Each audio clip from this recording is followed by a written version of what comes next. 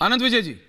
देखिए ऐश्वर्या जी, मैं सिर्फ इतना कहना चाह रहा हूं, अगर इतने ही दूध के धुले हैं बीबीसी वाले और बीबीसी ने कोई गड़बड़ी नहीं की है तो क्यों उनको दिक्कत क्या हो रही है? इसमें शोर मचने की क्या बात है? क्या कानून डॉक्यूमेंट्री का इंतजार कर लेता कि अभी डॉक्यूमेंट्री आने के 1 साल बाद हम इस पर कार्रवाई करेंगे? पिछले दिनों जिस तरह से चीन से बीबीसी की फंडिंग की बात आई थी, शिवकांत जी जिस जमाने में बीबीसी में काम करते थे वो बीबीसी और अब के बीबीसी में बहुत अंतर है। इस बात को भी समझने की आवश्यकता है और आप ही के चैनल पर बीबीसी के पुराने जो पत्रकार थे उन लोगों ने इस बात को स्वीकार भी किया था। हम लोगों ने इस पर पहले भी चर्चा की थी। अगर कोई कानून अपना काम कर रही है तो उसको काम करने दिया जाए, इसको प्रेस की स्वतंत्रता आदि आदि, और वो एक नियम है, वो एक प्रक्रिया है कि जो लोग अंदर होते हैं उनको अंदर रोक लिया जाता है, जो बाहर होते हैं उनको बाहर रोक लिया जाता है। किसी भी इनकम टैक्स के लोग को या किसी भी एजेंसी के व्यक्ति को बुलाकर, पूर्व कर्मचारियों को बुलाकर पूछिए, ये व्यवस्थागत चीजें हैं।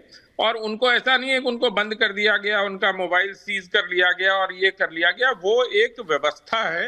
इस तरह के सर्वेज में जो व्यवस्था, मुझे लगता है जितना मैं पढ़ पाया और जितना मैं लोगों से बातचीत करके समझ में पाया कि उस व्यवस्था का पालन इस तथाकथित रेड या सर्वे में किया गया है। तो अगर बीबीसी ने कोई गड़बड़ी नहीं की है, अगर बीबीसी पर किसी प्रकार का कोई आरोप सिद्ध नहीं होता है तो ठीक है, कर लेने दो, सर्वे करके चले जाएंगे, उसमें क्या है? अगर कोई गड़बड़ी नहीं निकलेगी तो आप बेदाग होकर वापस निकलेंगे और आपकी साख, सकारात्मकता और उच्च पत्रकारिता के जो मानदंड आपने स्थापित किए हैं वो सब और उच्च हो जाएंगे।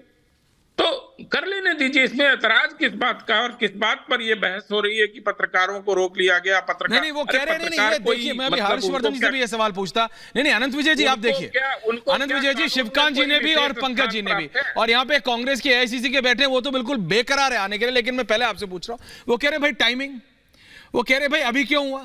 अनंत विजय जी वो ये कह रहे हैं, देखो अभी थोड़े दिन पहले एक वो डॉक्यूमेंट्री आई थी, ये सब उससे कनेक्ट कर रहे हैं, बोल रहे हैं देखो इसीलिए हुआ है।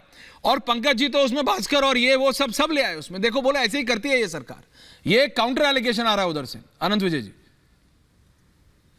भाई, आरोप, पंकज जी सीनियर आदमी है, लेकिन पंकज जी की जो क्या कहते हैं उसको, पंकज जी की आत्मा किस तरह झुकी हुई है वो सबको मालूम है। इसलिए पंकज जी जो कह रहे हैं वो Pankaj ji is former adviser to Kamal Nath, वो कोई छुपी हुई बात नहीं है।